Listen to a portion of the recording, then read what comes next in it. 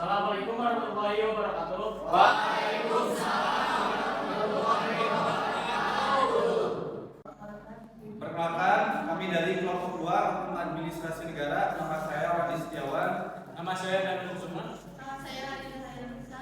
Pada kesempatan kali ini, kami mengambil tema yaitu ruang lingkup, sumber dan sistem hukum administrasi negara. Adapun poin pembahasan yang kami ambil yaitu yang pertama ruang lingkup hukum administrasi negara, yang kedua sumber hukum administrasi negara, dan yang ketiga sistem administrasi negara di Indonesia. Untuk poin pembahasan yang pertama akan disampaikan oleh saudara Danu. Baik, terima kasih. Ruang lingkup hukum administrasi negara. Van Vollenhoven dalam bukunya yang berjudul Outline Funded Administrative Life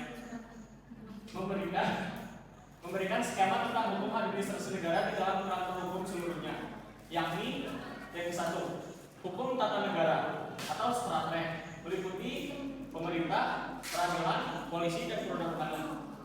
Yang kedua, hukum perdata. Yang ketiga, hukum pidana.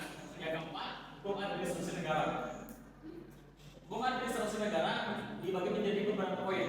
Yang ke satu adalah hukum pemerintah, yang kedua adalah hukum peradilan yang meliputi hukum acara pidana, hukum acara perdata, hukum peradilan administrasi negara. Yang ketiga adalah hukum kepolisian. Yang keempat, hukum proses perundang-undangan. Pendapat Van Vollenhoven ini dikenal dengan restitut teori. Menurut Walter Hart dari Swiss, bidang-bidang pokok hukum administrasi negara yang ke satu adalah hukum kepolisian. Kepolisian dalam arti sebagai alat administrasi negara yang sifat preventif, misalnya pencegahan dalam bidang kesehatan, penyakit, malaria, pengawasan dalam pembangunan, kebakaran lalu lintas perdagangan, atau ekspor impor. Yang kedua, hukum kelembagaan. Hukum kelembagaan yaitu administrasi wajib mengatur hubungan hukum kelembagaan hukum sesuai dengan tugas penyelenggara kesejahteraan rakyat. Misal dalam bidang pendidikan, rumah sakit, tentang lalu lintas, yaitu laut, udara, dan darat, telepon, BUMN, pos, pemeliharaan, fakir miskin, dan sebagainya. Yang ketiga adalah hukum keuangan. Hukum keuangan, aturan-aturan tentang keuangan negara, misal pajak, bea cukai, peredaran uang, dan pembiayaan negara, dan sebagainya. Kusumadi Wojo membagi bidang-bidang pokok yang merupakan lapangan hukum tata usaha negara atau hukum administrasi negara yang diambil dari Undang-Undang Dasar sementara adalah sebagai berikut. Yang ke satu, hukum tata pemerintahan. Yang kedua, hukum tata keuangan. Yang ketiga, hukum hubungan luar negeri. Yang keempat, hukum pertahanan negara dan keamanan umum. Selanjutnya, golongan yang berpendapat bahwa hukum tata negara dan hukum administrasi negara tidak ada perbedaan prinsip. Yang satu ada Brandenburg, yang kedua ada Fexing, yang ketiga ada Prince. Selanjutnya ada poin yang kedua yaitu sumber hukum administrasi negara yang mau dijelaskan oleh saudara Wadi Setiawan. Untuk poin pembahasan kedua yaitu mengenai sumber hukum administrasi negara, yang dimana sumber hukum adalah segala sesuatu yang menimbulkan aturan hukum. Dan ditentukan aturan hukum itu, sumber hukum dikenal dengan dua macam. Yang pertama yaitu sumber hukum material, yaitu sumber hukum yang menentukan isi aturan hukum, dan untuk menentukan isi hukum itu dipengaruhi oleh banyak faktor. Yang pertama ada faktor sejarah, yang kedua ada faktor sosiologis, dan yang ketiga ada faktor filosofis. Selanjutnya yang kedua sumber hukum formil, yaitu kaidah hukum dilihat dari segi bentuk dengan diberi suatu bentuk melalui suatu proses tertentu, maka kaidah itu akan berlaku umum dan mengikat seluruh warga masyarakat dan ditaati oleh warga masyarakat. Sumber hukum formil hukum administrasi negara, yang pertama ada undang-undang. Aturan-aturan hukum administrasi negara yang diatur dalam Undang-Undang Dasar dilaksanakan lebih lanjut oleh undang-undang. Seluruh peraturan-peraturan organik merupakan sumber hukum administrasi negara. Jadi sumber hukum administrasi negara adalah sesuai dengan tata urutan atau hierarki peraturan perundang-undangan Republik Indonesia seperti tercantum dalam Undang-Undang Nomor 12 tahun 2011, yaitu yang pertama Undang-Undang Dasar Negara Republik Indonesia tahun 1945, yang kedua Ketetapan Majelis Permusyawaratan Rakyat, yang ketiga undang-undang atau peraturan pemerintah pengganti undang-undang, yang keempat ada peraturan pemerintah, yang kelima peraturan presiden, dan yang keenam peraturan daerah provinsi, serta yang ketujuh yaitu peraturan daerah kabupaten atau kota. Selanjutnya yaitu kebiasaan atau praktik hukum administrasi negara.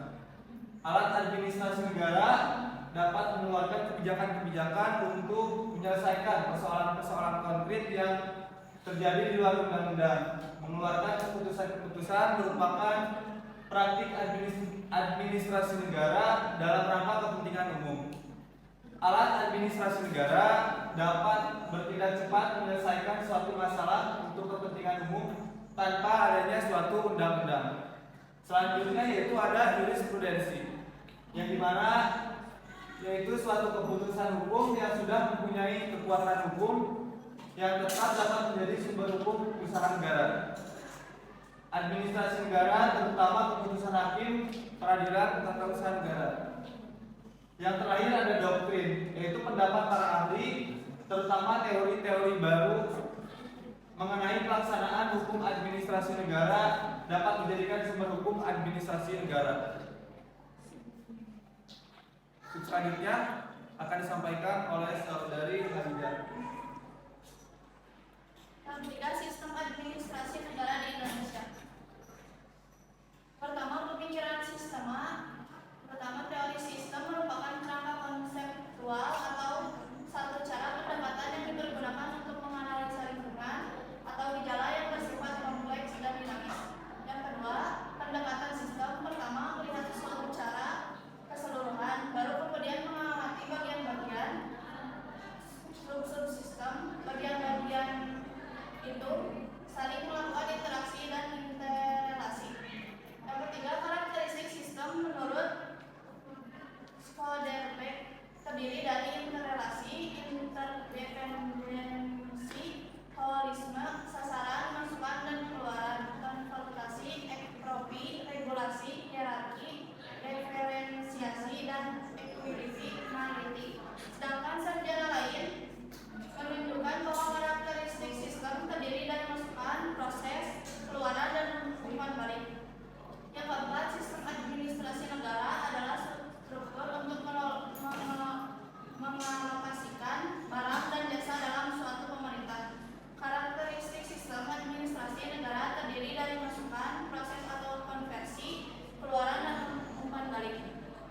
Yang kelima, studi ekologi dalam administrasi negara dimaksudkan untuk memperoleh gambaran mengenai administrasi negara yang sesuai dengan lingkungan penerimanya. Studi ekologi harus diterjemahkan sebagai satu cara pandang untuk mendekati hubungan sistem administrasi dengan faktor-faktor non-administrasi. Selanjutnya yang kedua, sistem administrasi negara Indonesia.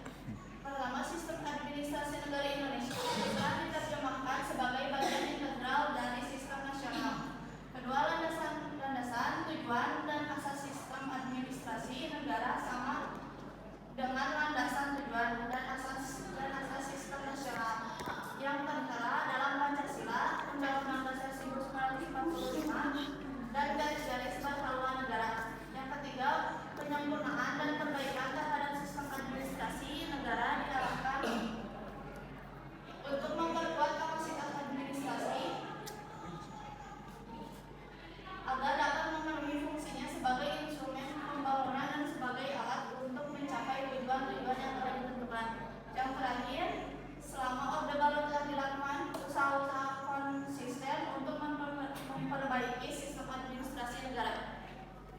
Selanjutnya kesimpulan akan dibacakan oleh Wandi. Dari ketiga pembahasan yang sudah kami sampaikan dapat ditarik kesimpulan, yaitu ruang lingkup hukum administrasi negara melibatkan segala aspek yang berkaitan dengan tata kelola pemerintahan, termasuk organisasi, kebijakan, dan Sumber hukum administrasi negara Indonesia terdiri dari perundang-undangan, peraturan pemerintah, peraturan presiden, serta putusan pengadilan administrasi. Sistem administrasi negara di Indonesia menggabungkan aspek desentralisasi dan otonomi daerah dengan pemerintahan pusat dan daerah yang berperan dalam pelayanan publik dan pelaksanaan kebijakan. Keseluruhan ini membentuk kerangka hukum yang mengatur tata kelola administrasi negara di Indonesia yang berperan dalam memastikan efisiensi dan keadilan dalam pelayanan publik serta pengembalian keputusan pemerintah. Sekian presentasi dari kelompok 2. Terima kasih. Wassalamualaikum warahmatullahi wabarakatuh. Waalaikumsalam warahmatullahi wabarakatuh.